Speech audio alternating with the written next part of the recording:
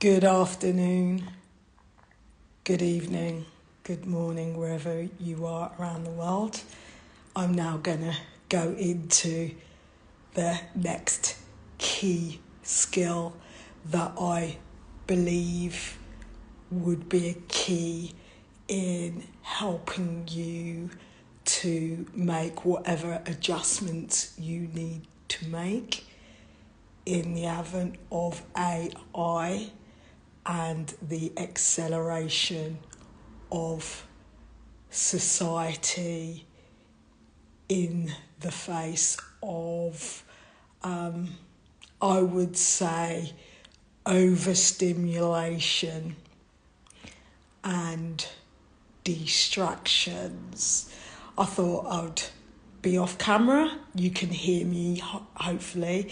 Okay, I'm showing basically some flowers. One of the things I enjoy doing is buying flowers for myself because they're beautiful, and to arrange them. It's not perfect. It doesn't need to be. It's just something that I find relaxing and I find pleasurable and give me time to sort of not have an end goal, just not to think so much about what I'm doing, to embrace it, which brings me nicely onto a quote, because I'm holding the camera. That's why you're going to probably have a bit of jarring, so stay with me.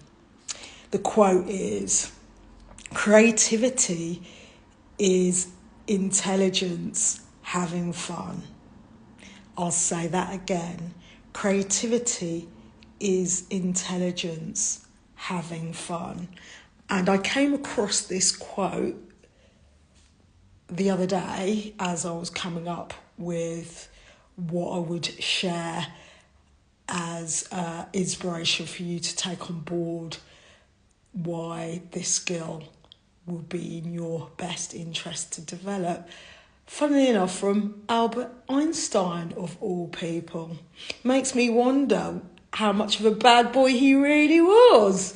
You know what I mean? I have to admit, I had some perceptions about him, and I'm beginning to think there was definitely more to meet the eye. There you go. Anyway, so I thought that was a nice quote, as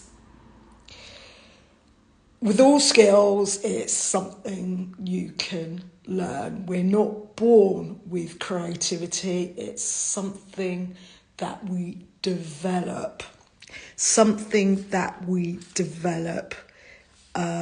With experience, intuition, and imagination, and also a way of understanding problems that we can solve by being collaborative. And also, as a reminder, my content is geared towards women, those women that, if they're following and listening to me, would be open to guidance in terms of femininity returning to womanhood. Creativity is feminine and it's non-linear thinking. What does that mean, Karen? It's not straight line. It's up, down, all over the place. It can be messy, creativity.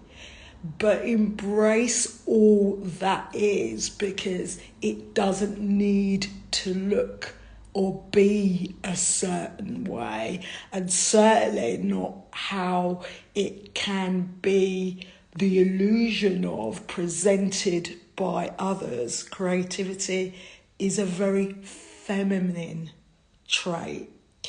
And also, when you embrace creativity, commonality with creative individuals is, and will always be that they're better equipped to handle change because they can envision or visualize alternative scenarios and pivot as necessary. So it means you're more open-minded, you're more you're less contracted, you're more open to other ideas and perspectives to enable you to come up with what could be very interesting, a non-linear approach, which also means detachment, not being attached to us or it be looking or being a certain way. So I'm going to move on. Oops, sorry about that. Something decided to pop on one of my audiobooks. So apologies for that. Hopefully I'm still live. Anyway, I'll continue. So creativity can be born because there's not really a resource. There are resources, but what I would invite you to take on board, because it's all within you, is to take a retrospective take on your childhood to rediscover your childhood passions, your likes and dislikes. But I really would invite you maybe to grab a piece of paper and a pen, and in a stream of conscious writing, focused on asking yourself what makes you feel most alive. I'll ask that question again. In a stream of conscious writing for 5 minutes, answer this question. Ask yourself what makes you feel alive, because hopefully you're engaging that part of you in your childhood where you're relearning what was a passion of yours, what lit you up, which gave you energy. Because as I mentioned a lot of previous lives, a lot of my content is geared towards energy management, and there's a reason for this. When you retain that childhood curiosity, that inquiry, that aspect of you that wasn't attached to the adulthood need for goal achievement, striving, you begin to realise that there is vitality in that, which is key in understanding that if you're not accessing your creativity and building it, it can be that you haven't got space for it. You're being drained. Some of the symptoms can be chronic fatigue, irritability, and frustration. These are really important indicators, because your emotions are indicators. It's feedback. And when you take this on board, you may start to recognise if this is right and true for you. If you're feeling depressed, there is some patterns of behaviour and thinking to consider that could be leading you to a depressed state. So that's a bit too much for me to go into right now, given the time I have. But the invitation is, if that's right, the truth for you, to maybe look for ways to rediscover your childhood passions. The reason being that it's it's effortless, it is spontaneous, it's natural. And when you watch children, if you're a parent, and reflect on when they're a child, how they play, you can understand why children are so creative. They come up with their own sense of what is pleasurable, what is enjoyable, and they run with it with no attachment to the end result. So that's the part that I'm inviting you to remind yourself of and redevelop as a skill, because it is within you to do so. And a way of developing it is just think about the ways you are creative.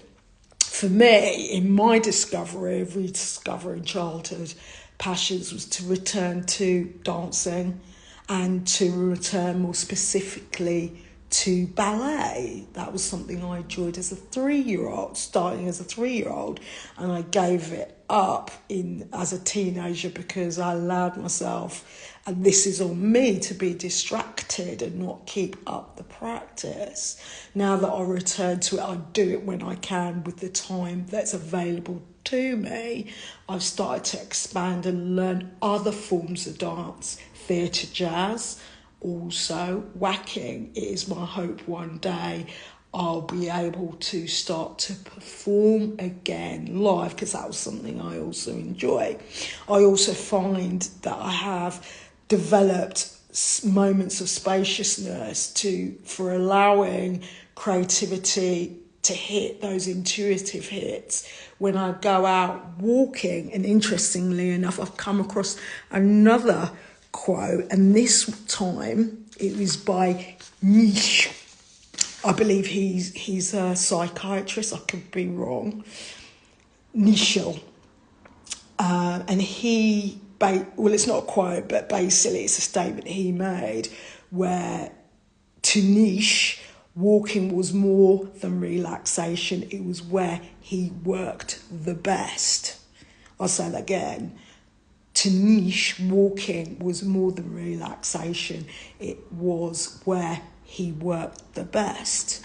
I also sometimes come up with ideas best when I'm bathing, listening to classical music, which is why, and also this is another suggestion, I know I've heard others say it, it's useful to have a notepad beside the bed. I use it more to empty out any contents of what needs to be out of mine and onto paper, so I can let go of it and get on with restful sleep, consciously detaching from whatever's bothering me, if that is what's happening on an ongoing basis. But it can also be because the morning time is quite pivotal, certainly, and this is a bit of science. The first, say, 22 minutes is the most pivotal and also an optimum time in which to do certain practices, I would suggest. So one of them could be, after those practices, to write down what's coming up for you, to write down what other ideas. Remember, it's a non-linear process, creativity. And within that, I really invite you to embrace what makes you different, weird, strange, odd. Like, when I thought about this, and this was from a writer I'm currently reading, who incidentally interrupted this live, I realised that there were certain things I used to enjoy as a child, making sound classes, but also collecting what I found on the beach, mostly seashells. So start to be in a space, and this is where the invitation I made a few lives ago about spending 15 minutes a day doing something you really enjoy. Maybe spend that time connecting dots, pulling together these various facets of who you are, and seeing where that leads you, what you really liked, what you really enjoyed, do it without thinking about it. It's very easy for you to do. You derive pleasure. You actually lose time in doing. So that's a good, healthy indicator of something that you're passionate about, that brings you alive. And seeing what is available to you in being creative, and seeing what it offers you in terms of relaxation, because it's not in head, it's also in body, visceral experience. So